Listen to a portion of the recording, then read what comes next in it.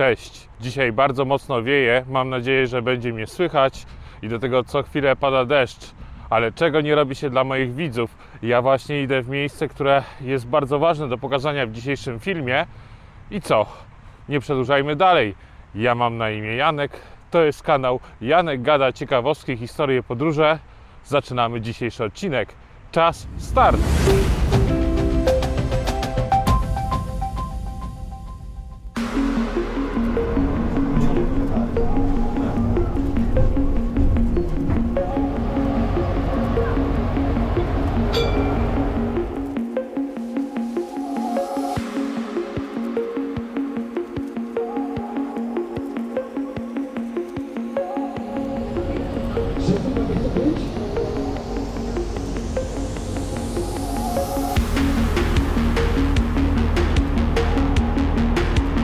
W poprzednim odcinku pokazałem Wam zabytkowe tramwaje w Krakowie. Jeden z widzów uznał, że niektóre są tylko po prostu stare, jeśli zostały wybudowane po 1939 roku. Także jak uważacie, zabytkowe czy stare, ale pokazałem Wam też tramwaje Konstal. Dzisiaj przyjrzymy się bliżej tej marce, która już nie jest polska, a co ciekawe też zaczynała jako zagraniczna. Co poza tramwajami robił Konstal?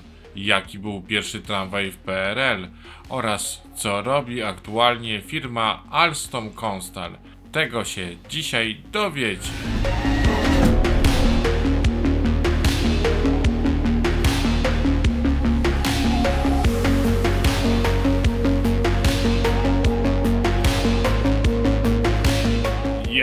Z rąk do rąk.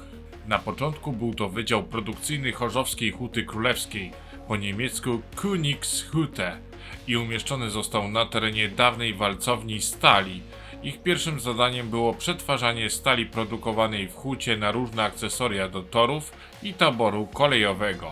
W 1870 hutę wraz z warsztatami przetwórczymi nabył od rządu Królestwa Pruskiego hrabia Hugo Henkel von Donnersmarck, który był również właścicielem huty Laura w Siemanowicach Śląskich. W 1922 do Polski została przyłączona część Górnego Śląska, ale mimo wszystko przedsiębiorstwo zostało w rękach niemieckich.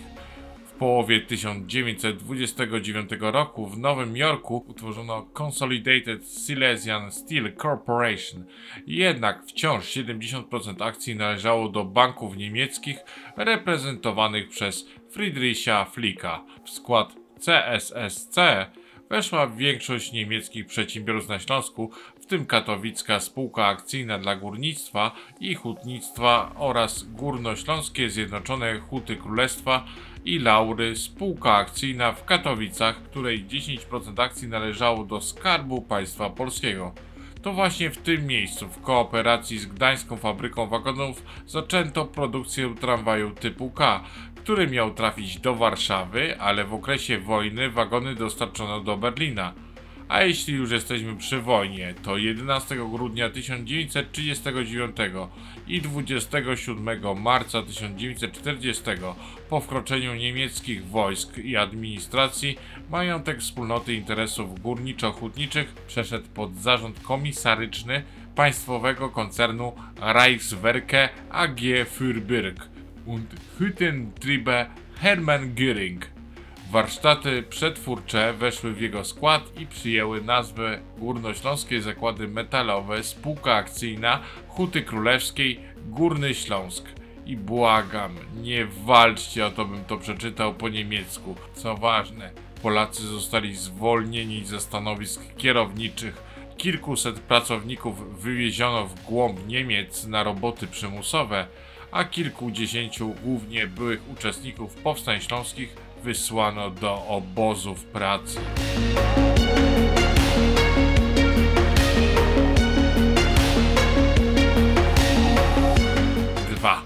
Pierwszy tramwaj w PRL.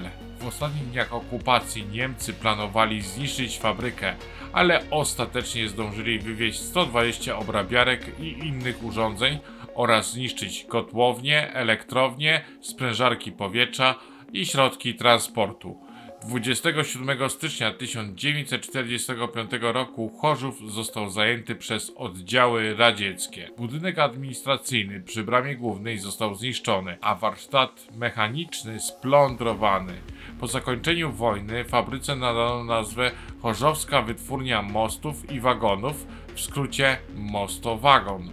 Pod koniec 1945 zatrudnienie w zakładu wynosiło 1853 osoby, a na początku 1946 w fabryce pracowało 2812 osób. Pierwszym tramwajem był typ N. Tutaj przy moim odcinku z przejazdu zwrócono mi uwagę, że to nie tylko Konstal. Fakt! W latach 1948 do 1956 był wytwarzany przez zakłady Konstal w Chorzowie, Stocznię Gdańską nr 3 i sanocką fabrykę wagonów Sanowak. W powojennej Polsce wiele miast borykało się ze znacznymi brakami taborowymi i w związku z tym niezbędne było opracowanie tramwaju o prostej konstrukcji i łatwym montażu. Postanowiono więc skopiować konstrukcję niemieckiego wagonu Kriegstrassenbahnwagen, w skrócie KSW, opracowanego na potrzeby wojenne. Ze względu na brak silników trakcyjnych, pierwsze z taśm montażowych zjechały wagony doczepne ND, przeznaczone dla Górnego Śląska. 3. Ja już powoli dochodzę do miejsca, które chcę Wam pokazać i bardzo fajnie byłoby go zaprezentować na przykład z lotu ptaka, czyli mając drona, i właśnie na takiego drona zbieram. Możecie mnie wesprzeć, macie na dole link wesprzyj, kliknijcie sobie w niego i tam macie parę opcji już od 4,99 za miesiąc. Chorzowskie przedsiębiorstwo to nie tylko tramwaje, wagony, czy też na przykład lokomotywy, to również inne obiekty, tak jak właśnie mówi nazwa Konstal, konstrukcje stalowe. Także ja odwracam się i za mną znajduje się most Dębnicki w Krakowie, no i on jest również, można by rzec, marki Konstal.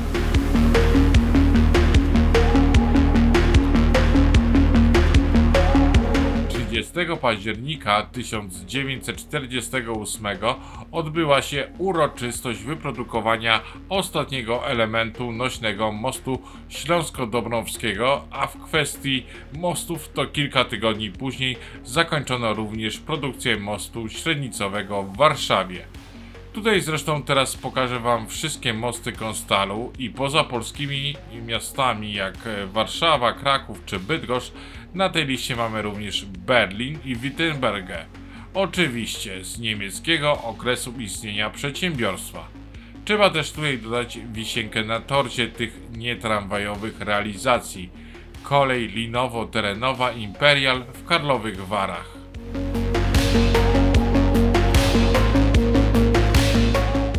4.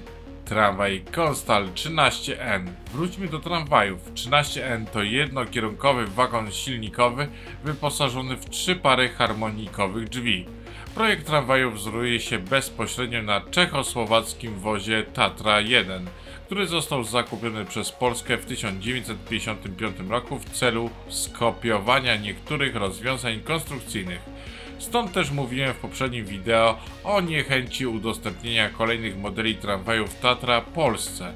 Następnie powstał w 1959 roku projekt oznaczony jako 11N, a po modernizacji wyposażenia elektrycznego opracowano prototyp 13N.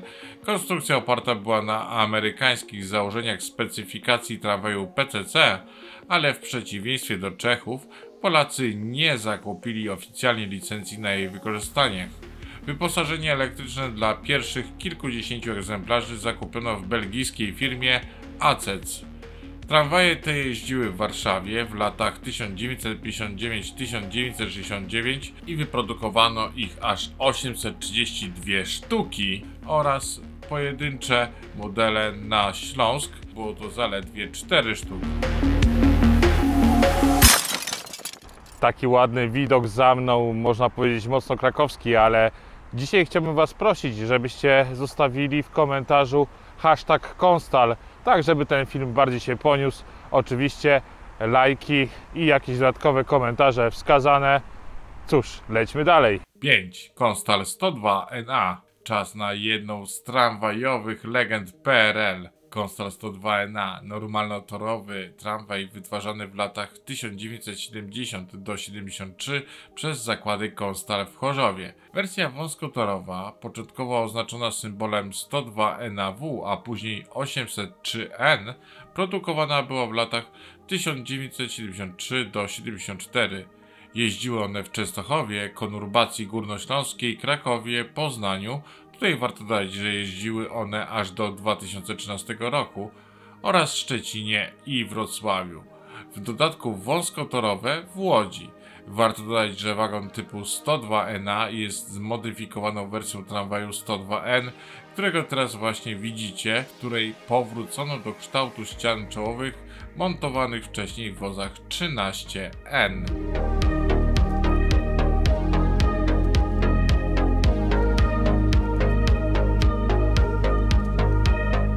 6.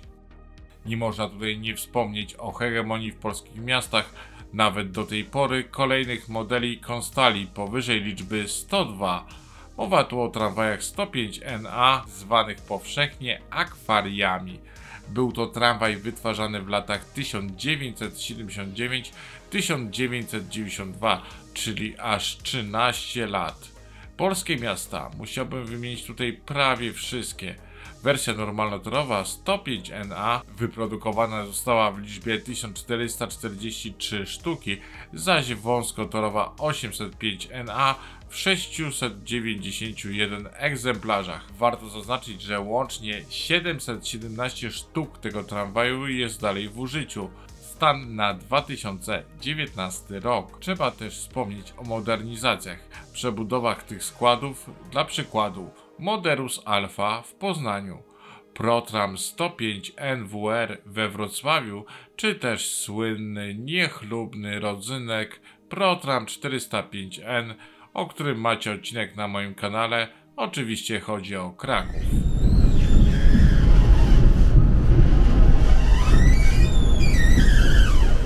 7. Tramwaje Alstom Citadis.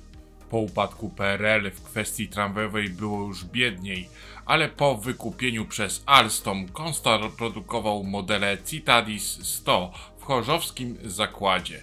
Były to tramwaje dla Gdańska, typ NGD 99 4 sztuki i dla konurbacji górnośląskiej 17 wozów typu 116 ND, a więc powstało ich łącznie 21 sztuk. Trzeba też dodać, że w Konstalu wyprodukowane zostały tramwaje Citadis X04 i eksploatowane są one w Stambule. 8. Nie tylko tramwaje. Jednym z największych realizowanych w Alstom Konstal projektów jest w dzisiejszych czasach produkcja pociągów Coradia Stream do Włoch i Holandii. Samo przygotowanie do tego przedsięwzięcia pochłonęło aż 60 milionów euro. Coradia Stream jest aluminiowym pociągiem regionalnym i flagowym produktem Alstomu. Zamówienie obejmuje łącznie 99 pociągów dla kolei holenderskich Nederlandse Spoorwagen w 3 konfiguracjach: 8-wagonowej i 5-wagonowej dla ruchu w Holandii oraz 8-wagonowej i trójsystemowej, które będą kursować między Holandią a Belgią.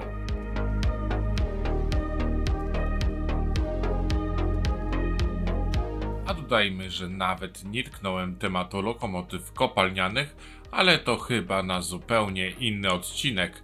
Jednak jeśli już jesteśmy przy tym, to 9. Z linii produkcyjnej podziemie. Również w kwestii metra Chorzów będzie miał co robić. Władze Toulouse zdecydowało o przyznaniu koncernowi Alstom zamówienia o wartości prawie 470 milionów euro na projekt, budowę i konserwację trzeciej 27-kilometrowej linii metra Toulouse Eurospace Express. Po uwzględnieniu wszystkich opcji wartość umowy sięgnie ostatecznie 713 milionów euro. Linia składająca się z 21 stacji obsługiwać będzie pracowników z sektoru lotniczego. Realizacja umowy oprze się na gamie pociągów Metropolis. No właśnie, Alstom Metropolis 98B jeździ również po torach warszawskiego metra. W latach 2000 do 2002 oraz 2004 do 2005 w barcelońskim i chorzowskim zakładzie producenta zostało wybudowanych łącznie 108 wagonów zestawionych w 18 pociągów 6-wagonowych.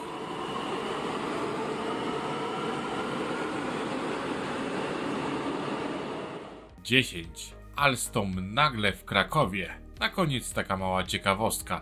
Jednym z dominujących tramwajów w Krakowie są bombardiery. W 2021 roku Alstom sfinalizował proces zakupu Bombardier Transportation. Tym samym powiększona grupa charakteryzuje się łącznym przychodem pro forma w wysokości, uwaga, około 15,7 miliarda euro oraz łącznym portfelem zamówień o wartości ponad 71 miliardów euro. Również trzeba dodać, że grupa od 2021 roku zatrudnia tym sposobem 75 tysięcy osób w 70 krajach na całym świecie. To by było na tyle w dzisiejszym odcinku. Ja mam nadzieję, że już zostawiliście lajka, zostawiliście komentarz. Hashtag podałem Wam wcześniej, jaki hashtag Konstal, jeszcze raz przypominam. Mam nadzieję, że dzisiaj on będzie rządził w komentarzach. A jeszcze chciałbym Wam wspomnieć, że oczywiście wszystkie najważniejsze linki znajdziecie w opisie. Trzymajcie się, do następnego. Cześć!